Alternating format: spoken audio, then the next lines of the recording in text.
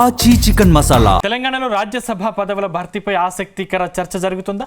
ఈసారి పెద్దల సభ రేసులోకి ST, BC, Reddy సామాజిక వర్గాల పేర్లు తెర మీదకొచ్చాయా? ఒకవేళ ఎమ్మెల్సీ పదవి వదులుకోవాల్సి వస్తే రాజ్యసభకు మహేష్ గౌడ్ను పంపించే ఆలోచనలో పార్టీ హైకమాండ్ ఉందా? ఇంతకీ పెద్దల సభకు నామినేట్ అయ్యే ఆ పెద్ద మనిషి ఎవరు? Let's watch the story.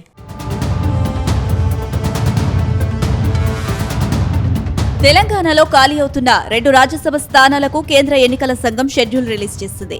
ఈ నెల 26న నోటిఫికేషన్ విడుదల అవుతుండగా మార్చి 16న పోలింగ్ జరగనుంది. ప్రస్తుతం కాంగ్రెస్ తరపున ప్రాతినిధ్యం వహిస్తున్న అభిషేక్ మను సింఘ్వీతో పాటు బీఆర్ఎస్ సభ్యుడు కేఆర్ సురేష్ రెడ్డి పదవీ కాలం వచ్చే నెలలో ముగియనుంది.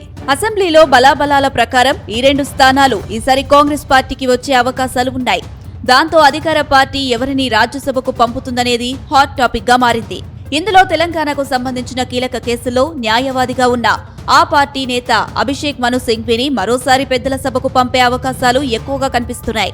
ఇక రెండో స్థానం కోసం తీవ్ర పోటీ నెలకొంది.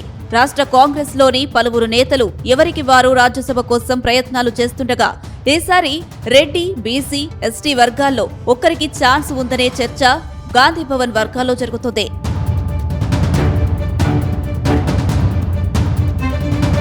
ఇక రాష్ట్రంలో కాంగ్రెస్ పార్టీ అధికారంలోకి వచ్చి 2 ఏళ్లు దాటింది. అయితే రేవంత్ రెడ్డి ముఖ్యమంత్రి అయ్యాక 2 దఫాలుగా ముగ్గురిని పెద్దల సభకు పంపించారు.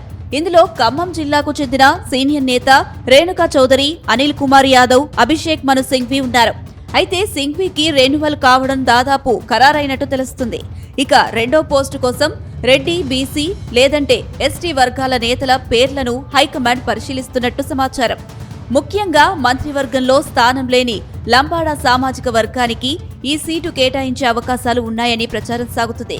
రాష్ట్రంలో గణనీయ సంఖ్యలో ఓటర్లు ఉన్న లంబాడా సామాజిక వర్గానికి మంత్రివర్గంలో స్థానం లేకపోవడం, ఇప్పటి వరకు నల్గొండ జిల్లాకు చెందిన శంకర్ నాయక్ కు మాత్రమే ఎమ్మెల్సీగా అవకాశం ఇచ్చారు. అటు కార్పొరేషన్ చైర్మన్ల విషయంలో పెద్దగా ప్రాధాన్యం కల్పించని నేపథ్యంలో ఈసారి బంజారా నాయకుడిని పెద్దల సభకు పంపే విషయాన్ని తీవ్రంగా పరిశీలిస్తున్నట్టు తెలుస్తోంది.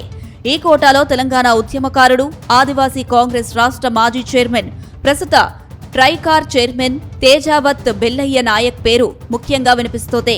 మరోవైపు ఇదే సామాజిక వర్గం నుంచి మాజీ ఎమ్మెల్సీ రాములు నాయక్ పేరును కొందరు నేతలు హైకమాండ్ కు సూచించినట్టు ప్రచారం జరుగుతుంది.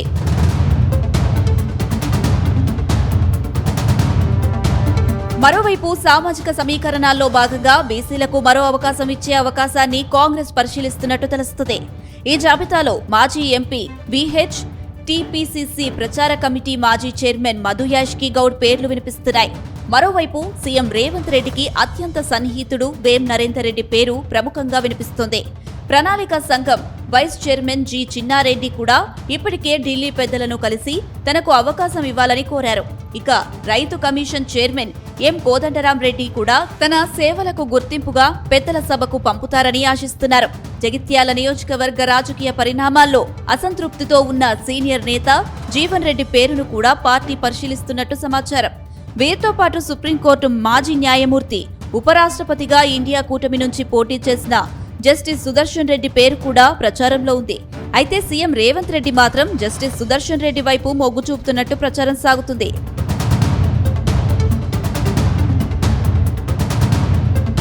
ఇక్కడే మరో చర్చ సైతం జరుగుతుంది. టీపీసీసీ చీఫ్ మహేష్ కుమార్ గౌడ్ ను పెద్దల సభకు పంపుతారని ప్రచారం సాగుతుంది. ఆయన తన ఎమ్మెల్సీ పదవికి రాజీనామా చేసి ఎంపీగా వెళ్తారని టాక్. ఎందుకంటే మంత్రి అజారుద్దీన్ ఏప్రిల్ నెలాఖరులోపు ఎమ్మెల్సీగా ఎన్నిక కావాల్సి ఉంది. ఆయన ఎమ్మెల్సీగా నామినేట్ కాని పక్షంలో మంత్రి పదవి రద్దు అవుతుంది. అందుకే టీపీసీసీ ఎమ్మెల్సీ పదవికి రాజీనామా చేస్తారని ప్రచారం సాగుతుంది. ఈ నేపథ్యంలో అవసరమైతే మహేష్ గౌడ్ రాజ్యసభకు పంపి ఆయన స్థానంలో ఎమ్మెల్యే కోటా ఎమ్మెల్సీగా అజారుద్దీన్ ను ఎంపిక చేసే అవకాశాలను కూడా పార్టీ పరిశీలిస్తున్నట్టు సమాచారం. మొత్తం మీద ఒక ఎంపీ పదవి కోసం 1/2 డజన్కు పైగా నేతలు ఆసక్తి చూపిస్తుండటంతో పెద్దల సభకు ఎవరు నామినేట్ అవుతారనేది మాత్రం ఇంట్రెస్టింగ్ గా మారింది.